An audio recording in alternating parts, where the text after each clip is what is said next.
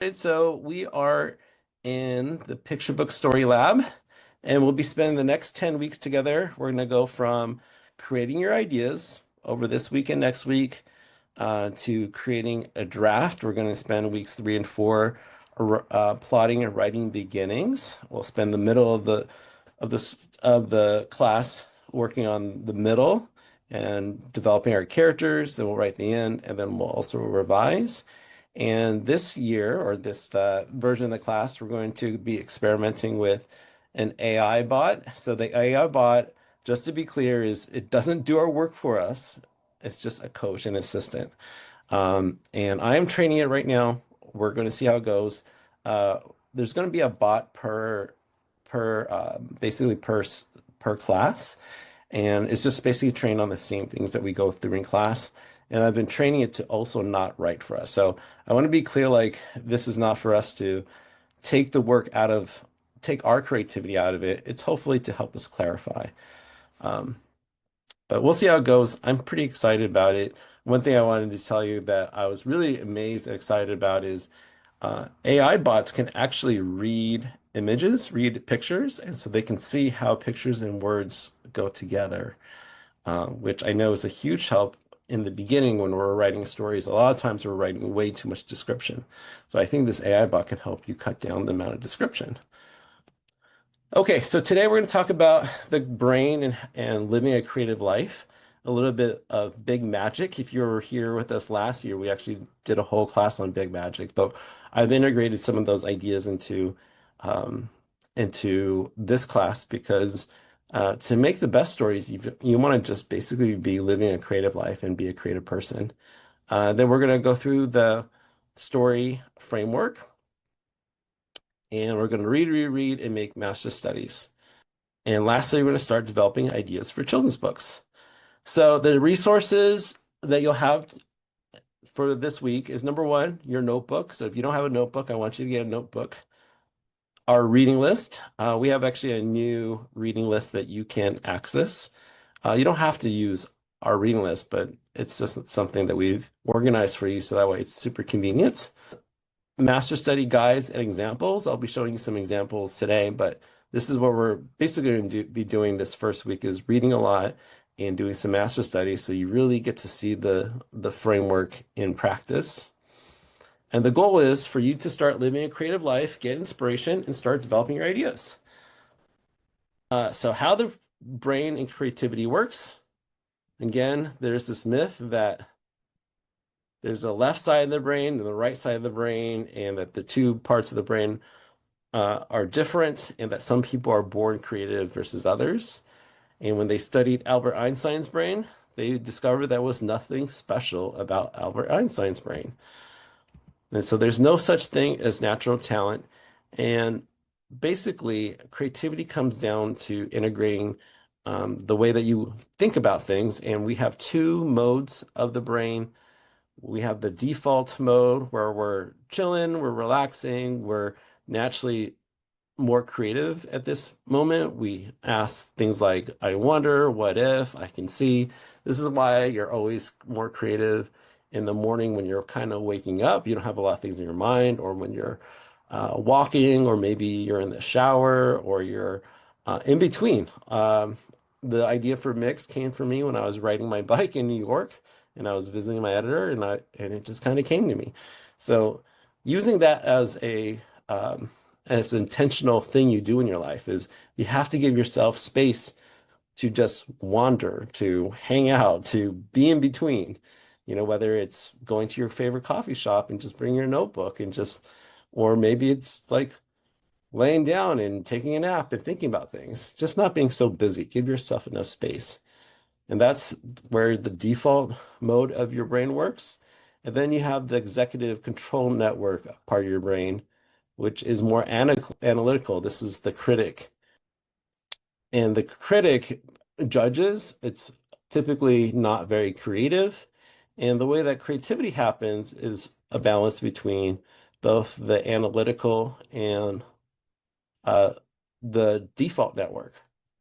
So it's having both those sides work together. And so what you want to do is give yourself time to daydream and wonder and capture those ideas. You're imagining, you're listening, you're seeing, you're hearing words, you're reading a lot, and then you write down your ideas. And once you write down your ideas, is when you start evaluating your work after creating. And I think this is key to where you're not just judging everything right off the bat.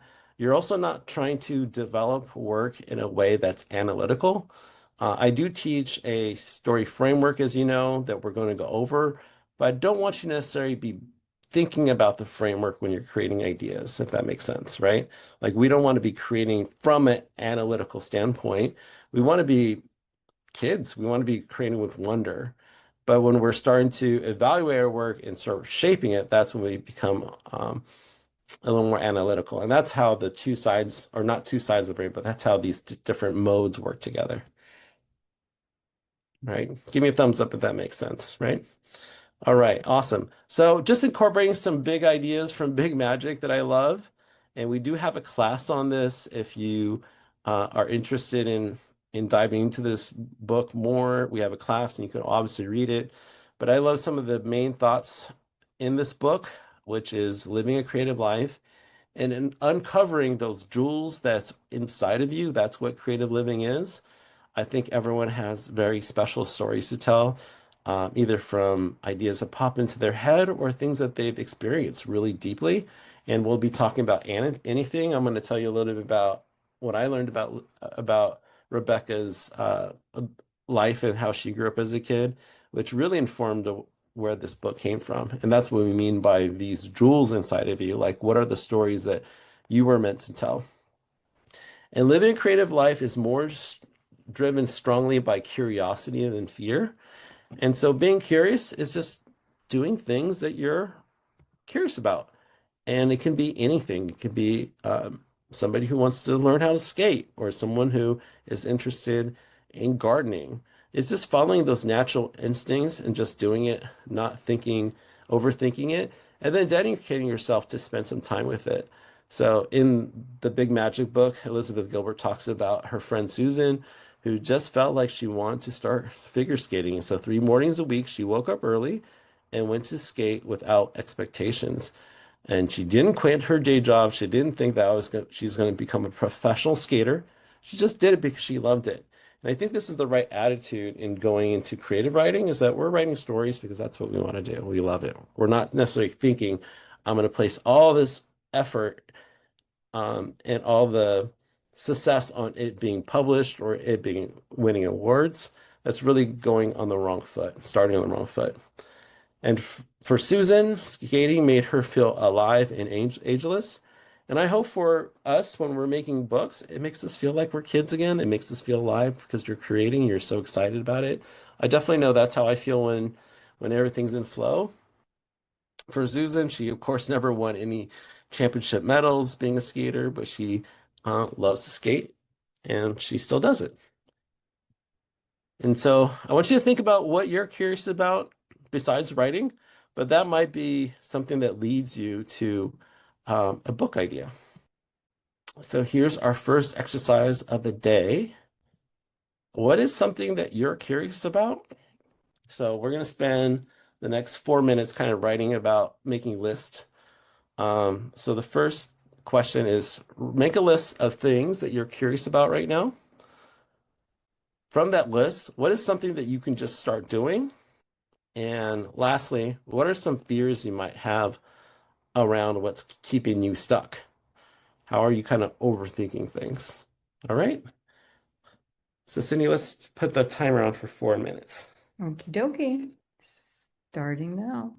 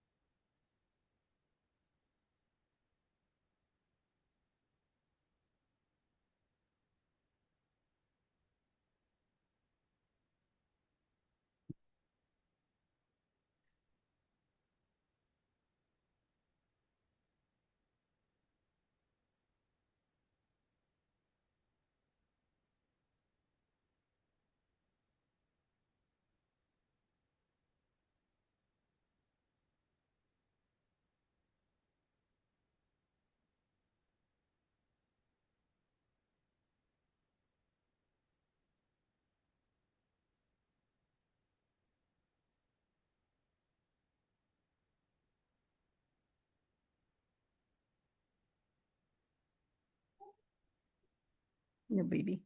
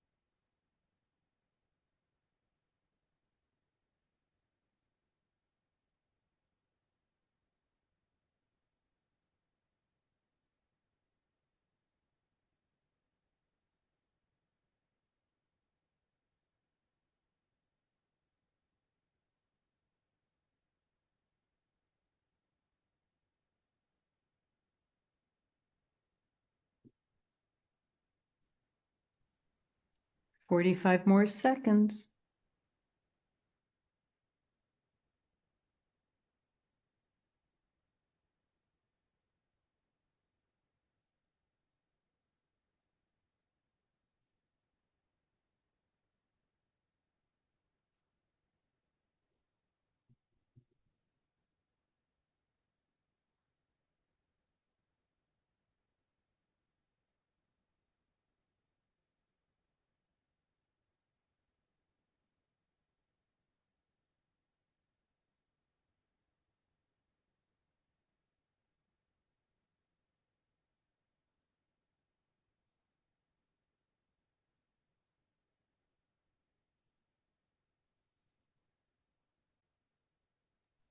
Time's up.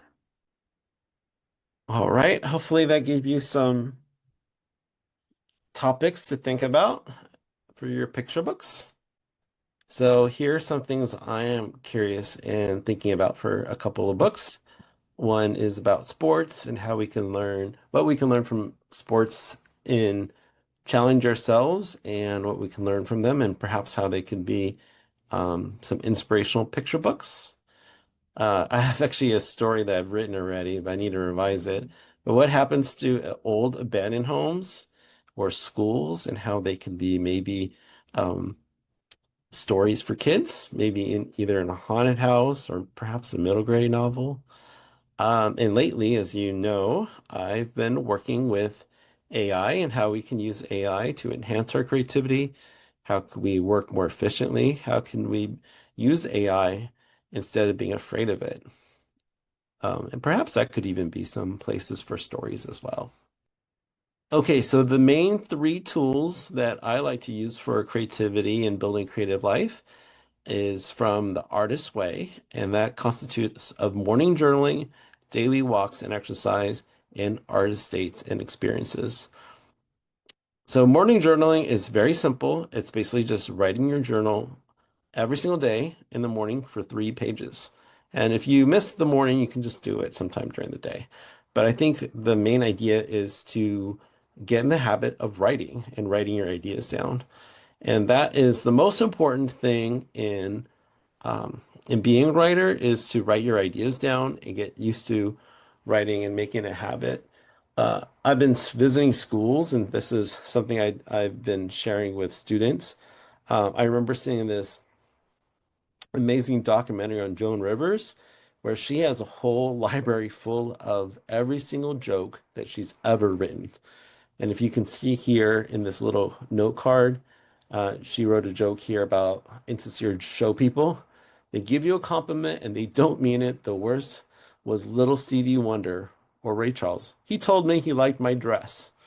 And it's all these like little funny tidbits or ideas or thoughts that end up becoming either jokes in your story or scenes in your story.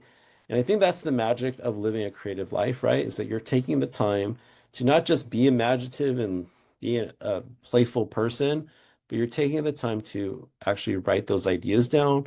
And then your story is basically um, a compilation of those ideas edited down into a theme and organized into a story. And that's how the first book, Ninja, was made. And so your first assignment for this week, and I'm not going to give you so much homework. I actually want to keep it really simple, but your assignment for this week is to commit to writing your journal for the next 60 days. So this is October and November. We can maybe have the holidays off a bit, but see if you can just commit to writing 60 days and, take the judgment out of it in terms of, oh, this is good or this is not good. This is just your creative practice. It's just being creative. It's just being curious, right? I think we all can do write a few pages in the morning, so that should be very doable. And in here, you just want to draw, doodle, write whatever comes in mind. If you have jokes, if you have something that's interesting, whatever that you're curious about, whatever pops into your head. Um, if you have certain things that you're struggling with or or touched you deeply about when you were a kid, those could be great places for stories. And when we go over anything, I think I'll share about Rebecca's past and how that made it into this beautiful book. The last thing about your notebook is this is for you. Don't feel that you need to show it to anyone. Um, don't have any judgment in it. It's your own personal diary. It's hopefully a place that you can pull creativity from, but be vulnerable in there. It's just for you. There's no one else it's for. You don't have to share with anybody. And just play and have fun. This is your sandbox. All right. Next, we're just going to go over some brief foundations. I know we covered this um, in some previous classes as well as the marketing for story foundations for the storybook lab. But basically, who are picture books for? You have two main audiences. You have the kid who's listening, who are usually ages between 2 to 8, and they're kind of daydreamers, they're explorers, they're still growing. And then you have the adult reader. Yeah, true.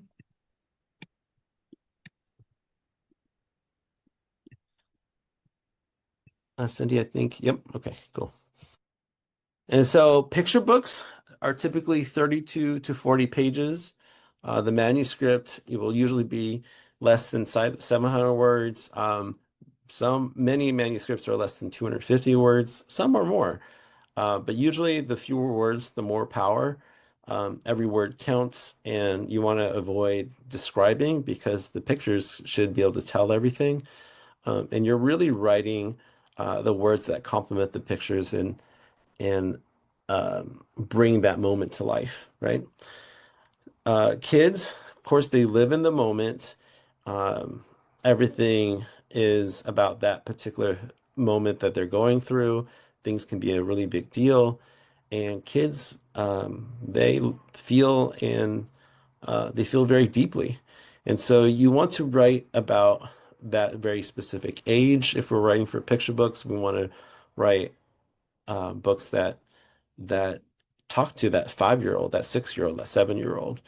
If you're writing something older, you want to go back to thinking about what it was like to be in middle school or a teenager. You want to write about that specific moment and what you were into. So, what do kids care about? Well, they're emotionally intense. They feel things in a really big way. Some things that are small, like losing a toy, might be a big meltdown, or taking a bath, or wanting something they can't get. That's why books like, Don't Let the Pigeon Drive the Bus are so emotionally true. Kids are also wonder filled. That's why books like Olivia and Ninja and Curious George all um, are big hits because it really hooks into how curious kids are. Kids at this age are oftentimes very self-centered because the world revolves around them, and they haven't necessarily built those social skills quite yet, and are not as aware of other people's feelings sometimes. They're also very imaginative and talkative. So anything is possible. So you want to not only keep this in mind, but you want to tap into that, 6-year-old Stacy or Julia or Jean, right? You want to tap into what you were like then, and it's okay to be egocentric because I think most of us, if not all of us, were when we were 5 years old, right? So let's go over themes, and you'll have this list of themes as well. But basically, themes are the underlying messages, lessons, and concepts that your story conveys. And so you want to choose your theme that is appropriate for your age and to know your reader. So if you're writing picture books, um, or chapter books, those kids are between the ages of 4 to 7 or 7 to 10. Middle grade is much older, from 8 to 12 years old, and YA is from 12 to 18 years old. And so, what you are able to write about and do in each one of those categories is very different, right? So, We Don't Eat Our Classmates and Don't Let the Pigeon is for much younger kids versus chapter books like Anne and Banana or even Princess Black and whatnot are for a little bit older. They're a little bit more imaginative. And then middle grade is usually about uh, more layers of siblings, about fitting in, about going to school, about pressures of being cool or not having certain things. And then YA really, there's a huge, um, there's just a huge range of stories here, but they can be still very imaginative, like the one and only Ivan, but you can also take on much more complicated and layered stories like The Fault of Our Stars. And obviously there can be a lot more romance as well. So I'm gonna just kind of go over these quickly because you guys will have a list of them. But here are some timeless themes: friendship, family, school, wanting a pet, disappointment, feeling too small, silliness, imagination, self-esteem, adventure, attachment, fear, anxiety, sharing, jealousy, bath, play, addiction, romance, relationships, mental health. And then timely themes such as diversity and inclusion, being different, disability, social emotional learning, STEAM, girl empowerment, LGBT, climate change, digital lives, empathy and kindness, growth mindset, space exploration, folktales, immigration, and maybe different family structures. Um, so those are the themes, and you'll also have you'll get these slides so you can look through those lists. Um, and the basic story framework is, of course, in the beginning, we want to establish the characters, we want to hook the audience, we want to define the problem, and you start the story with an inciting incident. And then in the middle, you escalate the problem. And we're going to go through this more in detail in the class, especially in the middle of the class. We'll actually build out how to escalate your story based on the core emotion and the theme. And then we reach a peak and resolution, and we have a satisfying ending. So numbers 1 through 4, of course, is the beginning. The middle is number 5, and number 6 and 7 is the end. And so for folks who are new here, we're just going to go over Ninja, and we're also going to go over anything afterwards. But I thought I'd start off with Ninja as a prime example of it, and we'll just read it. So we start off with the ninja stars, and Maxwell's tying his tie, and he looks out. A ninja needs a thick ninja stick, silent ninja footwear, sticky ninja gloves, an unbreakable ninja rope, and a bouncy ninja paddle. I am a ninja! A ninja sneaks, creeps, tumbles, hides, and is fast on his feet. When a ninja finds his target, he must overcome obstacles. He will face danger, show courage, and find the strength to defeat angry beasts. A ninja must master the element of surprise. A ninja goes unseen on his mission to capture cookies and milk. He must go into enemy territory, scale walls, remain undetected, and find the sacred cup. So Maxwell climbs up, gets the ninja cup. Against all odds, he must believe in his ability to rebound and overcome all challenges. So Maxwell does a backflip and steals his sister's milk and pours the milk into the ninja cup. Ah, mission accomplished. Maxwell drinks the milk and cookies. His sister jumps. Ninja Maxwell! I am dishonored. Maxwell feels sad. He takes off his mask. He gives his ninja stick to his mom and says, Baby sister, let me teach you the way of the ninja. Sayonara, goodbye. So, as you might know, this was my first picture book. And before I made this picture book, all my stories were super convoluted. The themes were not appropriate for, it wasn't tied into what kids 5 to 7 years old felt like. And I didn't have a clear story framework to work around. And so that's why I actually love teaching this class because this class is based on the huge breakthrough I had when I finally learned how to tell a story. And that's really the goal here is in this class is to help you speak creative and then be able to loosely fit in your ideas into a real story structure. And so in the beginning, and this is where like your creative mind plays together with your analytical mind, right? And you want to start with the creative part of just imagining and dreaming. So you want to establish the characters. And for me, I was imagining what is the perfect way to start a ninja adventure. And for me, I remember watching Rambo as a kid. I remember that moment he put on his tie and he became Rambo. Um, and I think when I was thinking about this, I wasn't writing. I was just kind of like living in that world in my head. And I remember that scene in the movie, and I was like, that's the way I should start the book. So if you can like have these images, and that's that whole daydreaming and wondering, and you're maybe writing this down in your little journal, that's how it all starts, right? See if you can place it.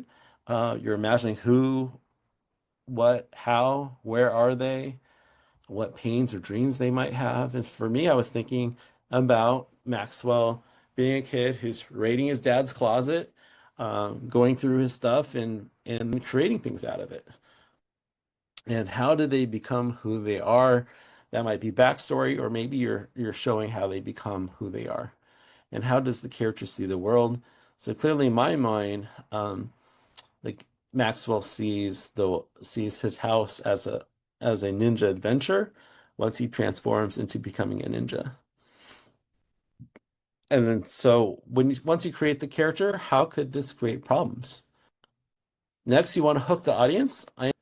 The first beginning lines, a ninja needs a thick ninja stick, silent ninja footwear, sticky ninja glove, an unbreakable ninja rope, and a bouncy ninja paddle. And page turn, I am a ninja. So usually you're going to hook it with a pain or a want, or and then how do you make it relatable to your core audience? For my book, if kids are into sneaking around or being ninjas, they're in, right? They're hooked. You can also use curiosity or questions as story hooks in the beginning. And then we want to show or define the problem. So in this case, Maxwell goes on his ninja mission and he scares his dad. That's the first mission that he goes on.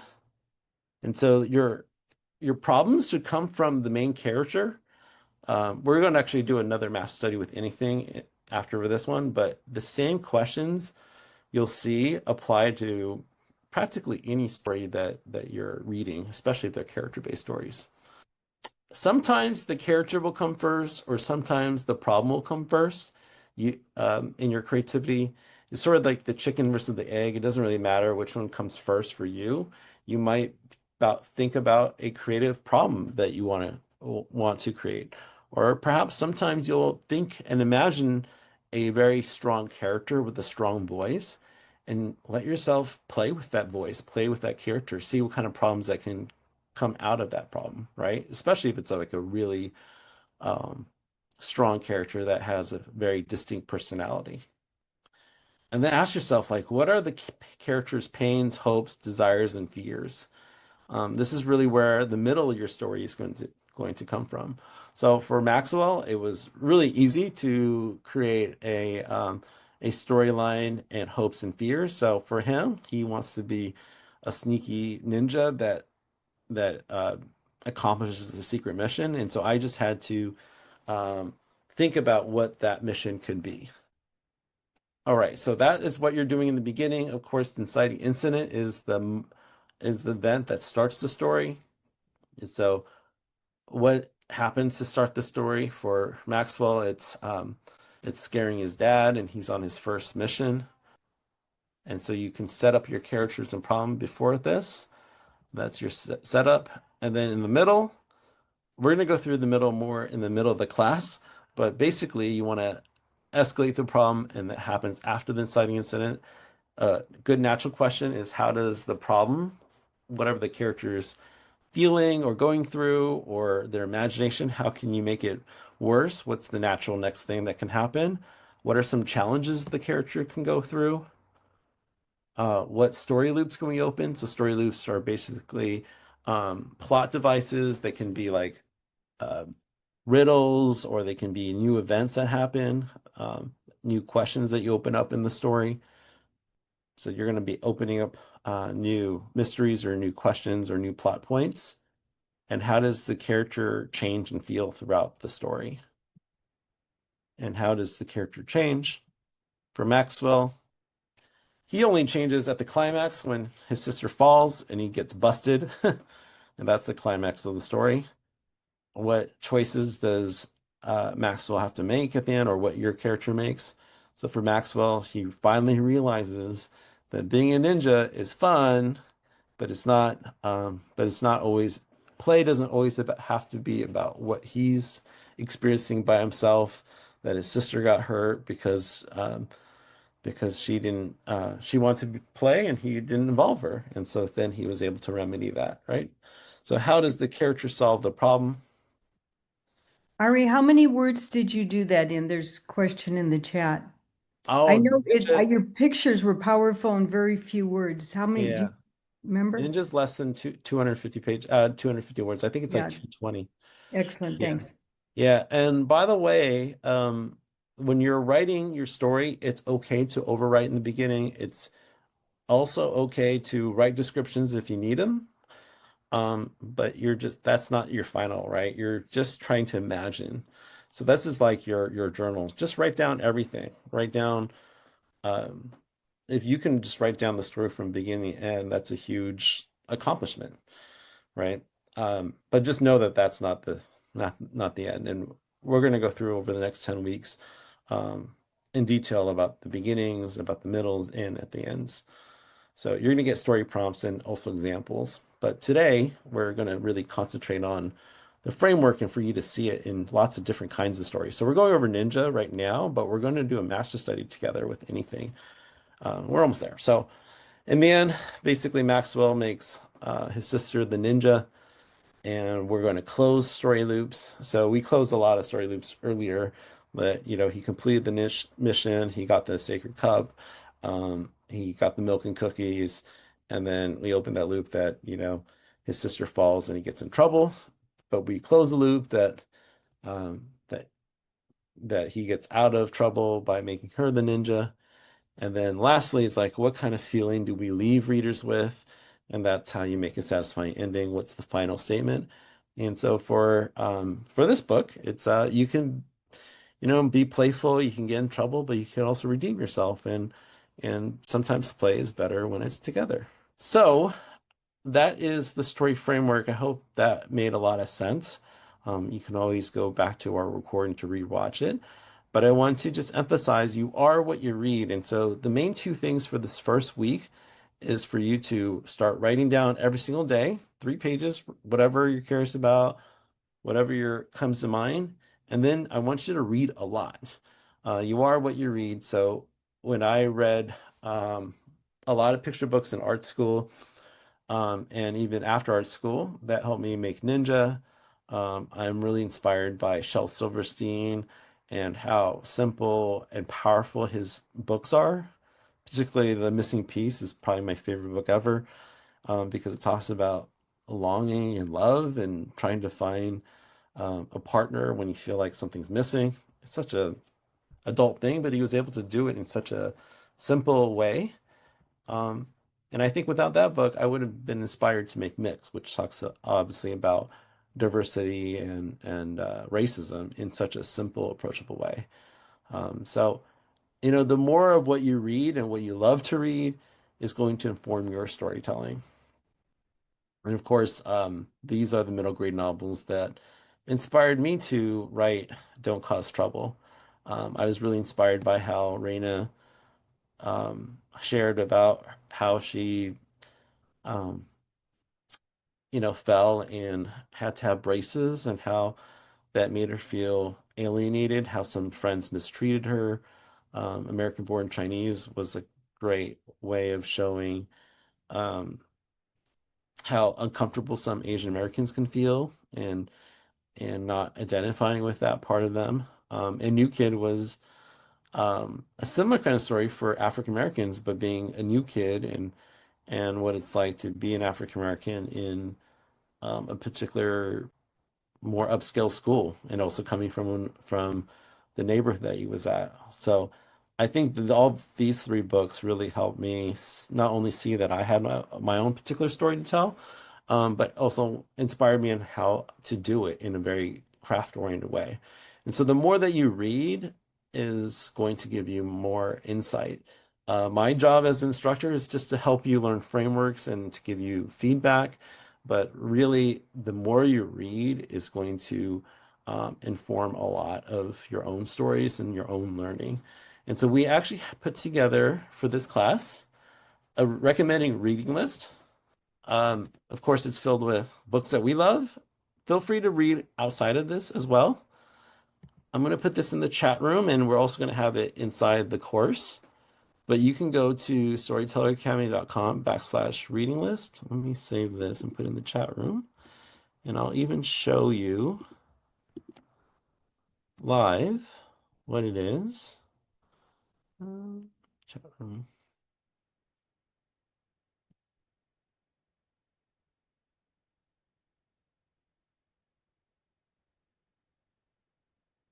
Sorry, let me my chat room. Okay, here you go. And I'm gonna share. So you can filter it, and we're gonna be adding more to this. What was super useful with this is it also has YouTube links. So if you can, I'd recommend finding the real book. But if you can't get to a bookstore, if you're, doing your homework last second, you can definitely find. Can you guys see my screen? Give me a thumbs up. You can Yes, see it. yes, Yeah. Okay, absolutely. great. So I just want to show you this is a new resource. We've actually put together the YouTube link so that it makes it super simple for you. This is a category of picture books. You can filter here. You can filter by field, and you can select the option. So if you have a concept book, picture book poetry, and we're going to be adding to this list. I think there's already over 220 books in here. The idea is we're going to actually go through all our courses and add here. This is also the same database that we're going to be training our AI with. Um, so hopefully I'll be able to give you good recommendations as well. And there are keywords as well here. But basically, I want you to read at least 10 books this week. And I want you to do master studies for 5 of them. Um, you can pick any 5. You don't have to use our reading list, of course. You can go to the bookstore, and I'd recommend doing them at the bookstore or at the library if you can. If you can't, obviously you can just use this, Yeah. right? Okay, so let's go over the assignment. So this is a master study assignment. It's to go to a bookstore. I usually like bringing either a post-it note or index cards. You can just bring also your journal or your notebook if you'd like. You want to, when I was given this assignment, it was given to me by an agent who used to be an editor, and she said to go to the bookstore. And the reason why she said to go to the bookstore over The libraries because she wanted me to see what's coming out on the market. She said, pick 10 picture book at randoms, read each one. So before you do the master study, read it just for fun. Read it um, like a reader for the very first time. And I don't want you to think about it too much when you're reading it through the first time. I want you to experience it. And then pick five of your favorites and then do a master study. So the master study is where you're writing down what the character is, the problem, the inciting incident. Remember, the inciting incident is the moment that the story starts. So when the story starts, when the inciting incident happens, you can't go back. So for Maxwell, for example, he transformed into a ninja and then he like discovered his dad, right? Or he was going to surprise his dad. And so that is the inciting incident. Escalation is when he actually like disarms the dog and he scares his dad, right? So that's the middle of the story. So then you want to write down basically how the story raises in tension for escalation. That can just be a brief summary.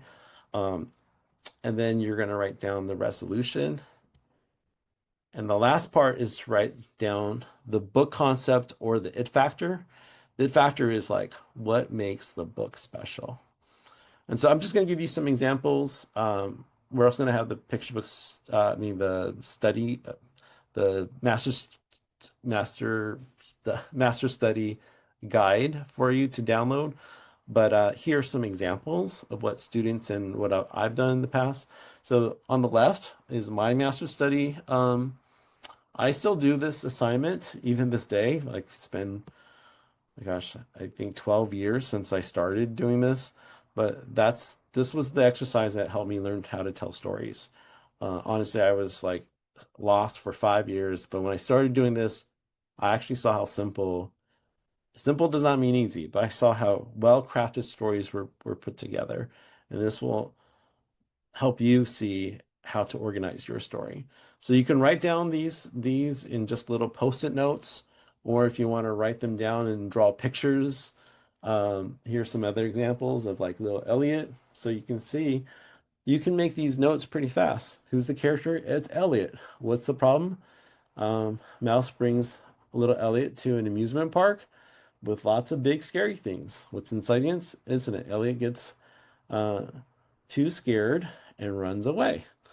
What's the resolution? My mouse finds Elliot and gives him some courage uh, and takes him on a Ferris wheel. He's scared, but he still likes it. So the book concept, of course, is about overcoming fear for that one. But you get the idea of it.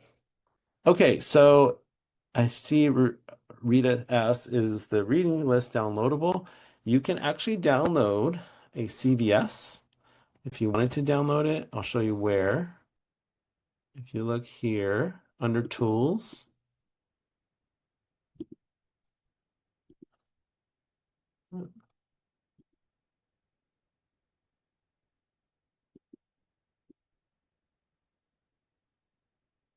I don't think it's showing here. Hold on. But you can download basically a CVS of it. Let me see. Or you can also save the link, right? And then just go to it. Yeah. Let's see. There we go. I don't know why it's not showing, but you can download a spreadsheet of it. Would you download that by going to views or what? There's a grid. No, it's under tools. I did it earlier. I don't know why it's not showing this time, Yeah. but it's under Okay. tools. It says download. It's not showing this time around. Okay. All right. So let's do a master study live. And I want to do this master study live with you for two reasons. One, I just love this book and I want to share it with you. It's called Anything. It's by Stead. And before I read the book to you, I just want to share a little bit about her. So Rebecca is the Newbery medalist from When You Reach Me. So she usually writes middle grade novels. When I had dinner with her and a lot of bunch of other authors, it was super laid back and chill, and we're just talking about, writing, about the book business, about where our stories comes from. And she told us about how she comes from divorced parents. She grew up in New York and she lived basically between two apartments. It was her mom's apartment and her dad's apartment. And she was just a little kid shuttling between two apartments.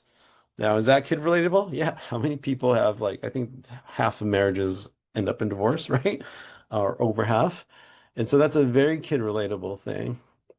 She also talked about how that informed her middle school years and how she just really relates to what it's like to be in middle school, that she's kind of perpetually stuck. She made a joke that she doesn't really write picture books because she's more of a middle schooler. But I read this book without knowing that she had written it, and I was just really blown away. And then I was like, oh, it's Rebecca's book, and let me read to you now. But that informed everything about this book. So we're going to read it first. We're going to do the master study just like we said. We're going to read it first just to enjoy it, and then we're going to analyze it, right?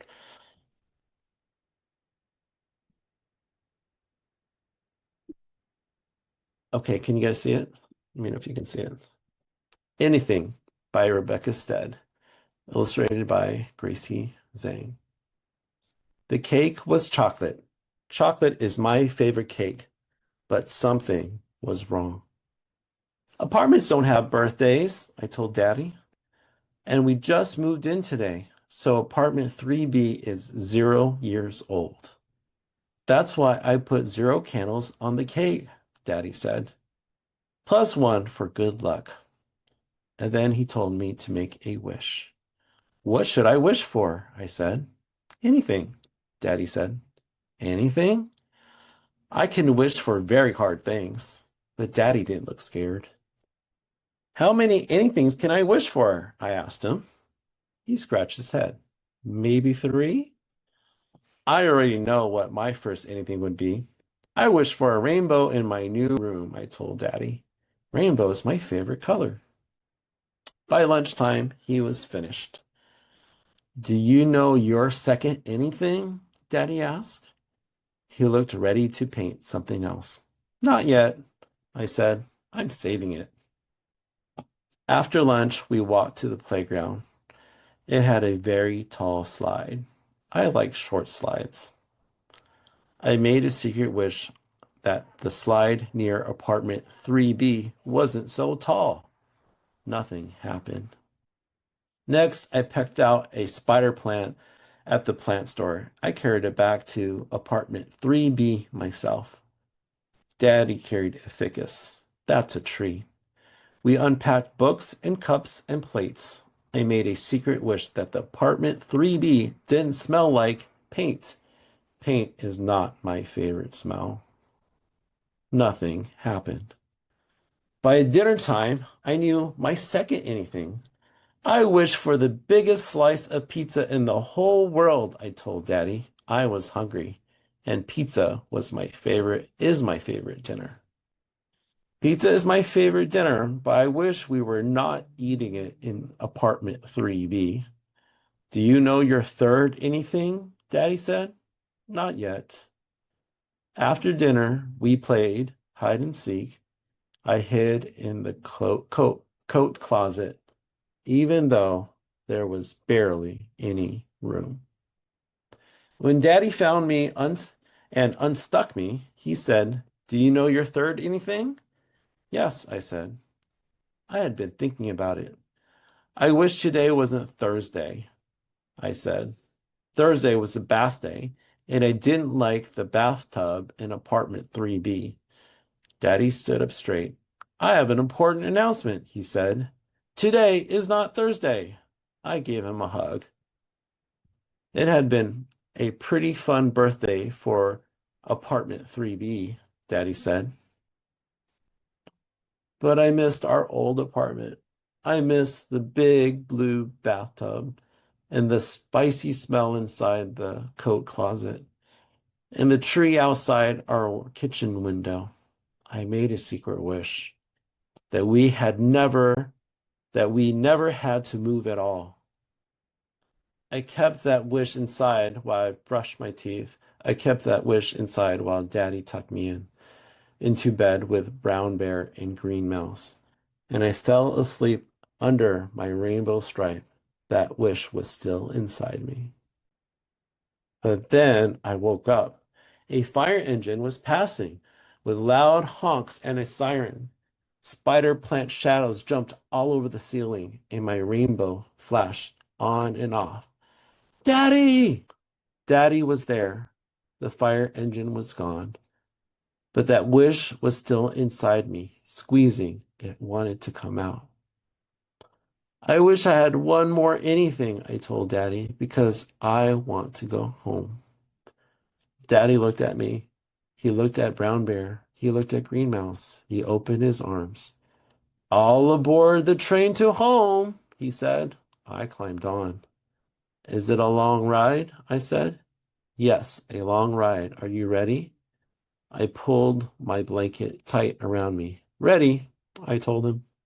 The train made a circle around apartment 3B, from my room to the living room, from the living room to the kitchen, from the kitchen to Daddy's room.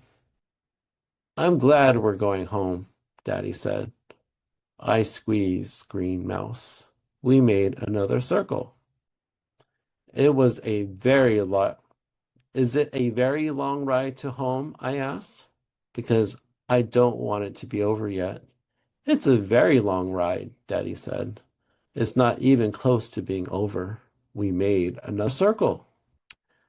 I think I still smell paint, Daddy said. Does apartment 3B smell like paint to you? Just because of my rainbow, I said. Oh, he said. That's that's what a rainbow smells like. Only at the beginning, I told him.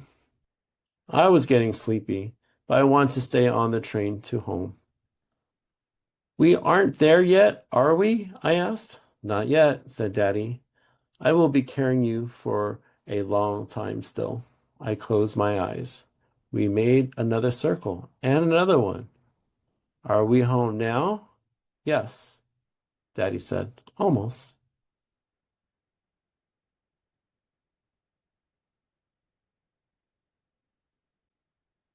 Love that. In the morning, I found Daddy in the kitchen. What what'll be? He said. Cinnamon French toast, blueberry oatmeal, a tower of chocolate chip pancakes. Cinnamon French toast was my favorite breakfast, and chocolate chip pancakes were my second favorite. But I said anything. Now I have a new favorite breakfast. Isn't it amazing? Oh, wait, so I hope you enjoyed that book. Let's read it with the story framework in mind, and also do a quick little master study. So, as you recall, we're going to go through our master study questions. And feel free to put these in the chat room. So, who were who are the characters or main character? What's the place? Oh yes, and Amy, this is not 32 pages. I'm going to count it, but I think it's 48. It's longer than, and this is a very unique book, so it's not the typical book. But I wanted to do this as a master study because both I love the story and want to share it with you, and two, I want to show you how like this master study can work with very different kinds of stories. So anyway, who's the character? What's the place? What's the problem? And when is the exciting incident? If you guys have a question or anything, feel free to raise your hand as well. Ari, just a thought. You wouldn't recommend someone writing a 48-page book to start out with, right? That's was because she was No, well known, correct? no, probably not. Yeah. You want to do 32 to 40 pages. This one is unique because it's a very emotionally intense and intimate book. Um, Backstory, later on, I bumped into Rebecca and I said, "Wow, I really love your book. How long did this book take to get published?" I think I mentioned this, and she said it took 12 years. It was on tw submission for 12 years. And it's because this is not a typical, uh, it's not a commercial book, you know? Like who knows how many copies it'll sell. It's beautifully written, obviously. And I think they did 48 pages or however many pages it is because that's what he needed. This was also published by Chronicle, so Melissa had published it, and I think that they are one of the few publishers that don't care as much about page counts, but that's not typical. Okay, so who's the main character? Go ahead and write in chat room or raise your hand if you want to explain. And what's the place and problem? Anybody? Don't be shy. We can also go through the PDF together. The little girl and the Yep, father was the yep, secondary character, and yep, the place was apartment 3B, yep. And what's the problem of the story? the birthday wish. Okay, well, what's the main problem? So the birthday wish is sort of the story device, but what's wrong? Okay, This there's is some how she answers hooked in you. there's answers in the chat. Yeah. Okay, go ahead and read the answers. Can you? If you Lori says not wanting to be there, and everyone else is pretty much agreeing with that. She's yeah, in a new place, not wanting to yeah. be there. So there's a lot of subtext in this book, right? She's in a new place. She's in a new apartment. She's not enjoying her birthday because, who knows what happened. They're either getting divorced or maybe mom left or maybe mom died. I don't know who knows what happened. But she's alone stuck there with her dad in a new apartment. She misses her old place. That's the problem, right? Okay. I'm just going to scroll back to our questions. Let me move this up here. Okay, so we've got character, place, and problem. Okay. Let's find an inciting incident. So this is all set up, right? So in the beginning, we want to do establish the characters. What's the problem in the story, and then what's the inciting incident that starts the story, right? So if you look at this very first page, and this is what I want you to like when you're doing your master studies that you're taking in. Like, look at how much story they say in just 3 lines and how much they establish. The cake was chocolate. That's fine. It's kind of a neutral one, you know? Chocolate is my favorite cake, but something was wrong. There's a hook right there. Like, oh, what's wrong? And even the way that she writes the first 2 lines, the cake was chocolate. It's kind of inviting, like it's not a positive saying. It's like, she didn't say chocolate's my favorite cake at first. She sort of said something like, you know, it's like when you say, "Hey, how's it going?" And someone's like, "I'm fine." You know they're not fine. It invites you to say what's wrong, Okay, and then she Lori's has the hook right asking, there. Ari, Mhm. Lori's asking, is it supposed to be the girl's birthday or the apartment celebration? Well, I'd like for you guys to answer. What do you think? Is it? Let's actually read the next one, and then I think it'll make it super clear. Apartments don't have birthdays, I told Daddy. And we just moved in today. So apartment 3B is 0 years old. So when I actually read this the second time around, I asked myself, and I want to ask you this, do you think this second line is Daddy saying it or is it the little girl? Type in daddy or girl in the chat room if you think it's daddy or girl. Stephanie says daddy. The other one says little girl. Most people say little girl. From the punctuation, it would be the little girl. Yeah. So I think what's happening in the story, this is how I'm reading it, is it's her birthday. And um and she says apartments don't have birthdays. Or perhaps maybe it's not her birthday and he's having a cake there just to make her happy and cheer her up. And maybe she's saying that. Or perhaps it is her birthday, you know, and daddy put a candle on there. So I think you could read it either way. I had read it, and I think you're right now, Cindy. I had read it when I read the second time around. I actually thought maybe it was daddy saying, and we just moved in today, so apartment 3B is years old. I was thinking like, apartments don't have birthdays, I told daddy, as in like maybe it's her birthday, um, and maybe she's rejecting it. But now I'm reading it again, and I think you're right, Cindy, that it's her just pointing that out and she's not happy. And I think he's just trying to make her have a good first day at the apartment. Okay, let's look for the inciting incident. That's why I put 0 candles on the cake, Daddy said. +1 for good luck. Then he told me to make a wish. What should I wish for? So where's the inciting incident? What's the inciting incident?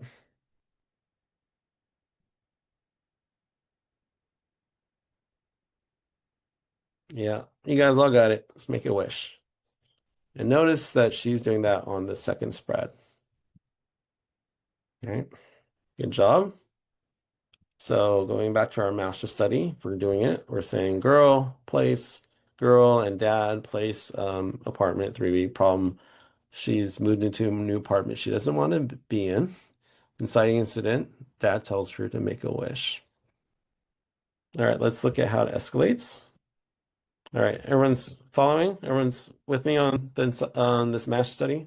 Okay, so she gets 3 wishes. 3 wishes is a nice number in terms of opening loops and closing loops. So our loops are things that were um, story devices to move the story along and add curiosity. And usually you want to place the tension to grow as we go along, right? So she says that anything is very like kid relatable. And dad paints that.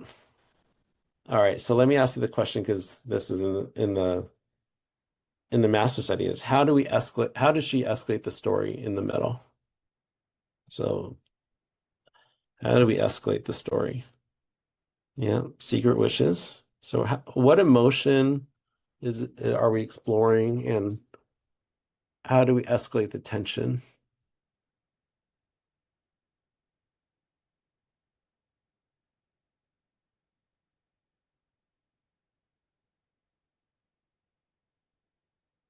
Okay, Lori says disappointment, yeah. Disappointment, sadness, right? So she wishes for things that she can't have. She wishes to be back home.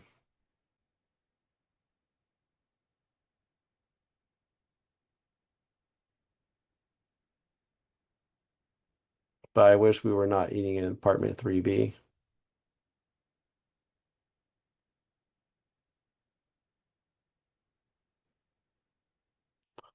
Yeah. So escalation is basically she wishes for something that dad can't give her, right? And the way that she was able to write, this is why she's such a brilliant writer. And so like you can tell she felt these things when she was a kid. But I miss my old apartment.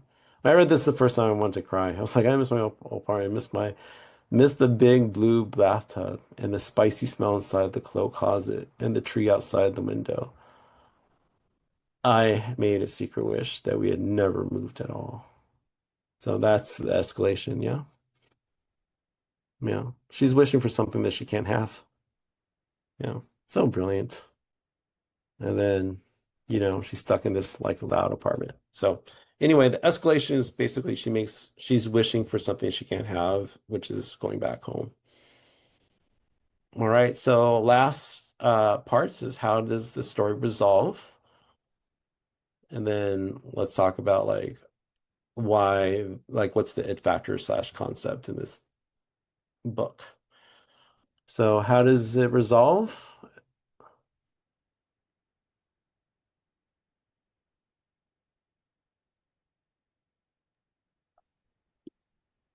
Daddy's imaginative play game to find Yeah. part of home. Yeah. He meets her where she is in emotionally, and he comes up with a creative solution. We're gonna come home. I'm gonna give you a ride, and it's that physical connection. And he basically gives her a piggyback ride till she falls asleep. We made another circle. And if you read the words, Is it a very light ride home? So like she's working on a metaphorical way, right? But they're not we're going home. They're just going around and around and around circles until she falls asleep. I love this shot. Like such a great job by the illustrator. I was getting sleepy, but I wanted to stay on the train to home. We aren't there yet, are we? Not yet. I'll be carrying you for a long time still. I close my eyes. We made a circle, another one. I love that like we zoomed out and we see like the whole neighborhood. We don't even see them. That was a really neat choice, an unexpected choice. And then that page turned to her sleep. That was the resolution, right? Yep. Stephanie says, home is where the heart is. Very true. And the next morning, she has a whole different appreciation. It's not one of those endings that like hit you over the head with a lesson, you know? And it just showed how like caring and wonderful her dad was to make her feel like this is new home. Yeah. All right, so that would be the master study. Last part to the master study to discuss is like, what's the concept or theme in this book, and what's like the it factor? Like, this is not a typical it factor. It's like not like dragons love tacos or amazing character that like stands off the page. It made me actually think about like, oh, there's a new kind of it factor in this book, or not new, but a unique one that you don't see as often. Yeah, Priscilla's endearing story. Yeah. I think like what makes the story so special is it's very intimate. It's so intimate, which is not an obvious it factor, which is probably why this book was hard to sell for 12 years, even though that she's like some amazing Newbery Award winner, right? Like this honestly might be a book that doesn't sell a million copies. It probably won't, but it's obviously very well told. But what would you say the themes in it? Lori says longing, definitely. What are some other themes in this book? I'm Well, just gonna go to our list, I but think yeah, it's hope. hope, yeah. What are some other themes? So here's some timeless themes. Which ones do you see here? Nice. Audrey says love and connection. Yeah, love, connection. This is a big one. Disappointment, family, right? Amy says change management for kids. That's true. Yeah, attachment, yeah, family structures. Finding home. Lovely. Yeah, Yeah. Yeah. And peace. You're right, Priscilla. yeah, Raylene moving. Absolutely. yeah, moving. So I think this is a great book about family structures, moving, disappointment, you know, attachment to the old place. Yeah, family. Okay. And we also have some prompts. So if you feel stuck, it's okay. If you don't have a particular idea this week, but hopefully you'll come up with some stuff that's unique to you. Hopefully you're writing in your notebook. Um, and it could be anything from silly and playful to maybe something that was hard when you grew up with, right? So we're all storytellers. We all have unique experiences, and that's the treasure inside of you.